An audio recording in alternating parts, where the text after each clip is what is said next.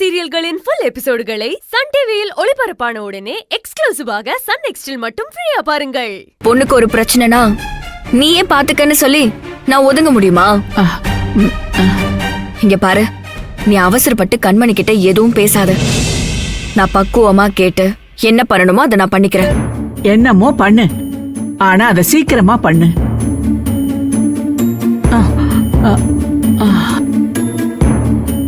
ஆமா, வெற்றி தம்பி விஷயம் என்னாச்சு?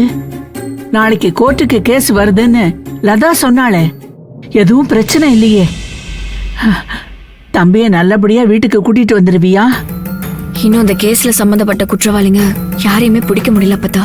ஐயோ, அப்போ வெற்றி தம்பிய வெளியில கொண்டு வர முடியாதா? நீ பயப்படாத அப்பதா. இப்போதைக்கு அவர் எப்படியாவது ஜாமீன்ல வெளியே எடுத்துட்டு வந்துருவேன். தங்கம், சக்தி, நடராஜன் அந்த கேஸ்ல சம்பந்தப்பட்ட யாராவது ஒருத்தர் கிடைச்சா மட்டும்தான் இந்த கேஸ ஃபர்தரா மூவ் பண்ண முடியும். பார்க்கலாம் அப்பதா. அப்போ வெற்றி தம்பி நாளைக்கு வந்துருவாருல்ல? வந்துருவாரு அப்பதா. அப்பா, அது போதும் தா. வெற்றி தம்பி வரலனா உண்மையால சமாளிக்கவே முடியாது.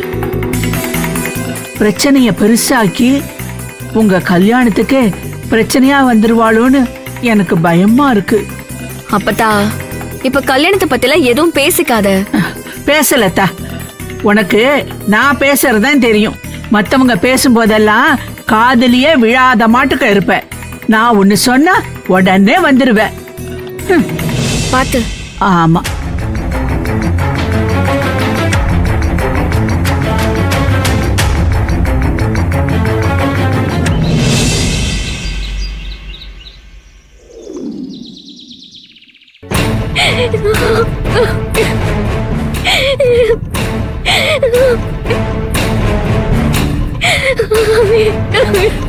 கண்மணி,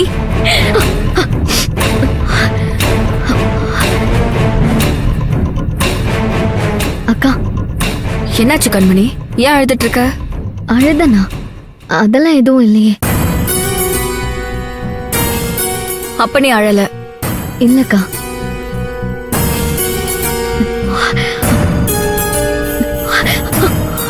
இங்க பாரு கண்மணி, ஒருத்தர் கண்ணை பார்த்து பேசினாலே அவங்க உண்மை பேசுறாங்களா பொய் பேசுறாங்களான்னு நம்மளால கண்டுபிடிச்சிட முடியும். இது உனக்கும் தெரியல கண்மணி. அதனால தானே நீ என்னோட கண்ணை பார்த்து பேசுறதுக்கு அவாய்ட் பண்ற. சொல்லு, ஏதோ நடந்திருக்கு, எதையும் சமாளிக்காம உண்மையை சொல்லு. அக்கா சொல்லு கண்மணி, என்ன நடந்துச்சு?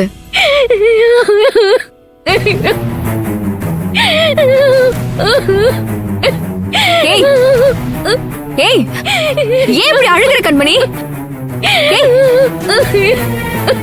என்ன நடந்துச்சுமா? வேணாக்கா, என்ன விட்டுருங்க. நான் எங்கேயாவது போயிடுறேன்.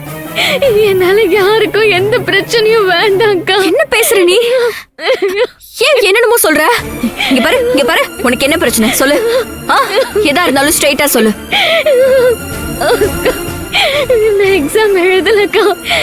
எழுதனாலும் ஃபெயில் ஆயிடுவேன். என்னால படிக்கவே முடியலக்கா. படிக்க முடியலையா? என்ன கண்மணி பேசுற? உன் அப்பாவோட லட்சியம் நீ கலெக்டர் ஆகணுங்கிறது. அவரோட கடைசி ஆசை அது. அதை நிறைவேற்றதான் நான் உன்னை கலெக்டர் ஆக்கி பார்க்கணும்னு ஆசைப்பட்டேன். எதுக்கு திடீர்னு இப்படி எல்லாம் பேசுற? நீ என்ன மாதிரி லட்சத்துல உறுதியா இருக்கிற பொண்ணுன்னு நான் நினைச்சிட்டு இருக்கேன். நீ என்னடானா ட்ரைனிங் போயிட்டு வந்ததுல இருந்து ஏதோ பறி கொடுத்த மாதிரியே இருக்க. என்ன நடந்துச்சு? நீ கலெக்டர் ஆகணும்னு உன் அப்பா உயிரே கொடுத்திருக்காரு. அவரோட ஆசையை நிறைவேற்றுறதுக்காக உனக்கு வீடு, படிக்கிறதுக்கு இடம், வசதி, படிக்க தேவையான பொருள்னு எல்லாத்தையும் நான் கொடுத்துட்டு தானே இருக்கேன்.